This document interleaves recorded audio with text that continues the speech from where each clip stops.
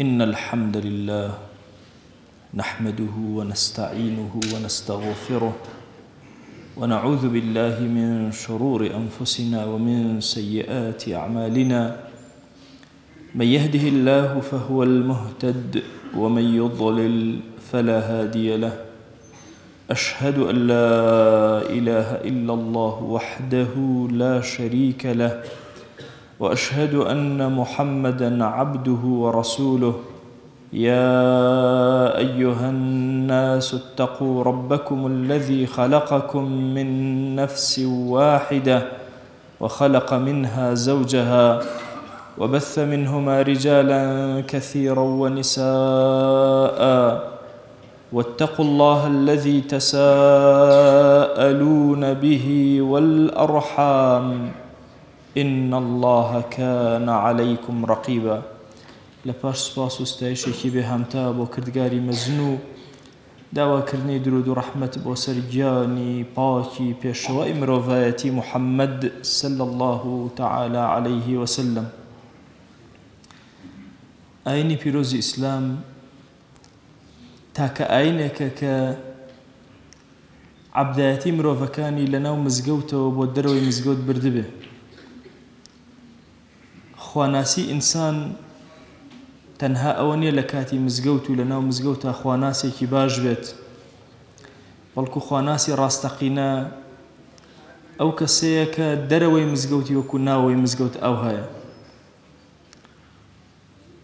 ئەمە لە هەموو بابەتەکانی دین کاتێک کە باسی عەبدایەتی ئەکەین یەکسەر زیهنمان بۆ نوێژ و ڕۆژ و تاعاتە ڕوە. ئەو بەشێکی گەورەیە لە عیبادات، بەڵام عیبادات ئەبێتە دوو بەشی سەرەکی. بەشێک مرۆڤەکان لەگەڵ خوایانە چۆن مامەڵە ئەکەن، بەشی دووەمیان مرۆڤەکان لەگەڵ یەکترا و لەگەڵ مەخلوقاتی خۆیان چۆن مامەڵە ئەکەن. ئاەتێکی مبارەکی قورئان ئەفەرمێ وەئەحسینوا إن الله يحب المحسنين. ئیحسان و چاکەکاری و ئیتقان لە کردەوەکانتانە بکەن و چاک و ڕێک بیان بن بەڕێوە. خوا ئەو کەسانەی خۆشەوێت کە محسنن، ئەو کەسانەی خۆشەوێت کە کردەوەکانیان زۆر جوان ئەکەن، خودابینن کاتێکەوە کردەوەکان جێبەجێ ئەکەن.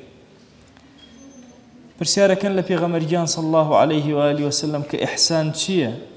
ئەفەرمێ أن تعبد الله كأنك تراه فإن لم تكن تراه فإنه يراك. ئیحسان ئەوەیە وەها عەبدایەتی خوا بکەی کە خوا خۆت بۆ خۆت چاود لە خوایە. ئەگەر تۆ چاود لە خودا نەبێ خۆ خودا چاوی لە توێ.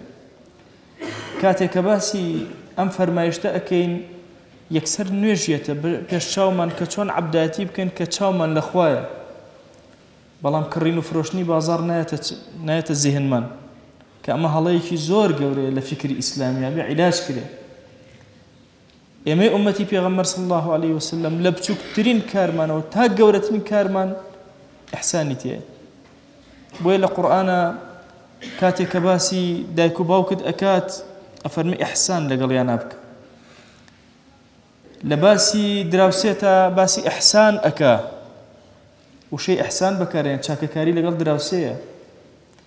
تەنانەت پێغەمبەرگیان صلی الله عليه وآله وسلم ئەفەرمێ إن الله كتب الإحسان على كل شيء. خوا جل جلاله هەرچی شتێک لەم سەر زەویایە ئیحسانی لەسەر نووسیوە، ئیتقانی لەسەر نووسیوە کە جوان جێبەجێکە. حتى ئەفەرمێ إذا قتلتم فأحسنوا القتلة. ئەگەر کەسێکتان کوشتەوە لە قساسە یان لە جەنگ و جیهادا جوان بیکوژن، یان ئەگەر هات و ڕاوچی بوون و شتێکتان کوشت جوان بیکوژن، عەزەتی مەدەن. وإذا ذبحتم فأحسنوا الذبحة. حتى ئەگەر ئاژەڵێکتان سەر بڕی جوان سەری بڕن، بە ئیتقانەوە سەری بڕن. دیقەت بدە ئەم بەرنامە پیرۆزە گەورە کە باسی ئیحسان بۆ تۆ ئەکا خودابینی. هەندێک جار ئیحسان لە زمانی کوردیە بە چاکەکاری لێک ئەدرێتەوە، بەڵام وشەی ئیحسان زۆر گەورەترە. بۆی ئەڵێم خودابینی فرمودەکەی پێغەمبەر صلی الله عليه وسلم کە فەرمە الإحسان أن تعبد الله كأنك تراه. فعلا ئەبێ هەموو کردەوەیەکە دوها بێ کە خودا ئەبینی. اینجا گەیشتە پلەی ئیتقان و پلەی ئیحسان و گەیشتە ئەو پلە گەورەیە. هەموو ژیان و مردنی ئێمە لە پێناوی ئیحسانە، لە پێناوی ئیتقانە، لە پێناوی جوانکردن و چاکردنایە. ئەفەرمێ الذي خلق الموت والحياة ليبلوكم أيكم أحسن عملا مردن و ژیانی خوا جل جلاله لە پێناوی ئەوە بۆ داناون تاوەکو تاقیتان کاتەوە کامتان چاکترین کردەوە ئەکەن بە ئیحسان ئەوە کردەوە ئەکەن و لە کاتی ئیشەکانتانە خدا ئەبینن لەسەر زەویە. ئیحسان لەگەڵ خزم و کەسوکارە، ئیحسان لەگەڵ دراوسێتە، لەگەڵ هەتیوە، لەگەڵ ئەو کەسەی خراپەت لەگەڵا ئەکا، لەگەڵ ئەو کەسەی کە مجادلەت لەگەڵا ئەکا، مناقەشەی لەگەڵا ئەکەی، لە کاتی قسەکردنتە، لە کاتی هەڵسانتە، لە کاتی پێکەنینتە ئیحسان بەکاربێنە، لەگەڵ ئاژەڵەکانە، لەگەڵ دار و درەختە، هەر هەمووی فەلسەفەی ئیحسان لە تەواوی ژیانی تۆیە ڕەنگ ئەدات. کەیتە دەرەو جلەکانت ئوتو ئەکەی، ئەوە بەشێکە لە ئیحسان و ئیتقان. بۆیە ئێمە وا تەسەوڕ نەکەین ئیحسان و ئیتقانی ئەم دینە تەنها و تەنها لەناو مزگەوتە دەستگیرت ئەبێ، نا، هەموو سوورەکانی ژیانی تۆ، خۆشوەردنێکی تۆی ئیماندار دەستنوێژێکت ئیحسانە. بۆیە پێغەمبەرگیان صلی الله عليه وسلم فەرمێ الغسل ئەمانە، غسلێکە خۆتە شوێ ئەمانەتە، چۆنی جێبەجێ ئەکەی ئەم فەرزەی خوا، ئەم سنەتەی رب العالمین کە لەسەری داناوی وە زمانی پێغەمبەر صلی الله عليه وسلم. ئەی ئیماندار، ئەمڕۆ ئومەتی پێغەمبەر صلی الله عليه وسلم کە دوا کەوتووە بەهۆی نوێژەوە دوا نەکەوتووە. ماشاء الله مزگەوتەکانمان پڕە لە شەباب و گەنجی جوان، هیچ کاتێک نەبوو هەرێمی کوردستان بە ئەندازی ئەمڕۆ خواناسی ناو مزگەوتەکانی تیا جوان. ئەگەر ئینسان بچێتەوە بۆ ساڵی 60ەکان و بچێتەوە بۆ 50ەکان و شارەکان ببینێ کە چۆن بۆ حاڵی و گەنجەکان بەچیەوە سەرقاڵ بوون، ئەمڕۆ الحەمدولله بێدینی عیبە لە وڵاتی ئێمە، دینداری بۆتە شانازی و فەخر، کە ئەمە کارێکی زۆر گەورەی لەناو ئەم میلەتەی ئێمە، بە ئاسانی ئەمە دەستگیر نەبووە، ئەمە ڕەحمەتێکی زۆر گەورەی خوایە بەسەرمانەوە. ئەمڕۆ هەموو ئومەتی پێغەمبەر صلی الله عليه وسلم لە عالەمی ئیسلامیە بەچی دواکەوتوین، بەچی کەوتینە دواوە؟ بەوەی لە کردەوەکانە کە ئەیکەین تەمەڵی ئەکەین، ئیتقان ناکەین. ئەگەر وەزیفە ئەبینین ئیتقانمان نییە، کرێکاری ئەکەین ئیتقانمان نییە، بازاڕا کار ئەکەین و ئەفرۆشین و ئەکڕین ئیتقانمان نییە، جوان ناکڕین، جوان نافرۆشین. زۆر کات ئینسانەکان فێری فێڵ و خدعە ئەبن لەبەر تەمەڵیان، لەبەر پەلاماری زۆریان. ئێمە وا نەزانین تەنها لە مزگەوتە خوا ئێمەی خۆشەوێ، واللهی لەو بازاڕە کاسبی ئەکەی خوا تۆی خۆشەوێ، خۆشەویستی دڵمان ئەفەرمێ إن الله يحب إذا عمل أحدكم عملا أن يتقنه.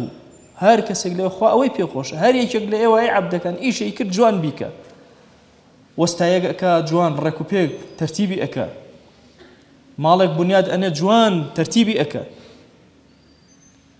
لە بازاڕە کڕن و فرۆشتن ئەکا، دوکانەکەی زۆر جوان ئەڕازێن، تۆ بەشێکە لە دینداریت، بەشێکە لە ئیحسانت، ئەبێ لە بازاڕە ئاواشت بفرۆشی کە ئەنەما چاوت لە خوایە، ئەبێ ئەوها کرێکاریکەی کە ئەنەما چاوت لە خوایە، ئاوا وەزیفە ببینی کە ئەنەما چاوت لە خوایە، ئەبێ خودابین بی لە هەموو کارێکتە، لەگەڵ خێزان و مناڵە وا مامەڵەکەی کە ئەنەما خودابینی، خدا لە ماڵەکەتە چۆن مامەڵەکەی، لەگەڵ دایک و باوکتا چۆن قسە ئەەکەی، چۆن دەنگ بەرزەکەیتەوە کاتێکە خدا ئەبینی بە عەزەمەتی خۆی لەناو ماڵەکەیە.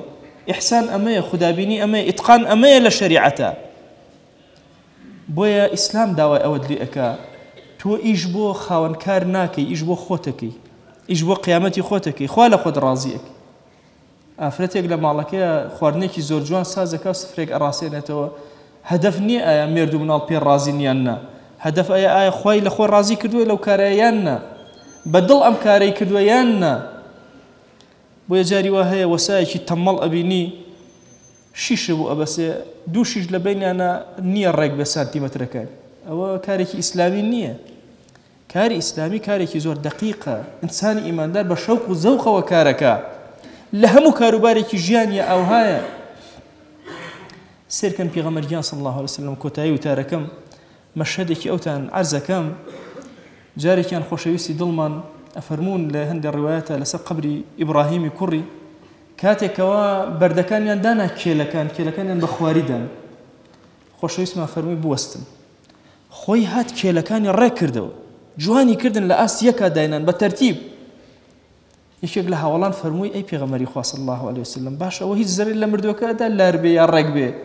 فەرمووی نا، چاوی کەسە زیندووەکان ئازارەدا، تەنانەت کێلی قەبرێک لەم دینەی ئێمە بەڕێکدا ئەنرێ چ جای کارەکانی ترمان و ئیشەکانی ترمان ئەهلی ئیمان ئەهلی ئیتقانن لە کاریانە لە ئیشیانە سین بەو ئیتقانەوە خەریکە پێشبڕکیەکە لە ئەمریکای ئەباتەوە بە کاری جوانی و بە ئیشی زۆر و عمل حەقی نییە بەسەر ئەوە تۆ دینداریانی نادینی کارەکە جوان و ڕێک و پێک و پوخت و پاک بوو کارێکت کردووە کە لە کارەکانی گەردوونی ئیلاهی ئەچێ کە خەلەلێکی تیان نییە تەبارەک الله ئەحسن الخالقین بۆیە عەزیزانە ئێمە هەر هەمومان لە ئەمڕۆیە عالەمی ئیسلامی زۆر پێویستمان بە جوانترین و چاکترین کارەکە جێبەجێکە گرنگ مەدە گوێ بەوە مەدە و گرنگی بەوە مەدە چەند پەیدا ئەەکەی چەند بە پاکی و حەڵاڵی پەیدای ئەەکەیت و کۆی ئەەکەیت و ئەیدێتە دەرخواردی مناڵەکان و خۆت خوای گیان هاوار بۆ لای تۆ ئەهێنین چۆن لە مزگەوتا دیندارت کردوین لە دەرەوەی مزگەوت دیندارمان کە یا رب العالمین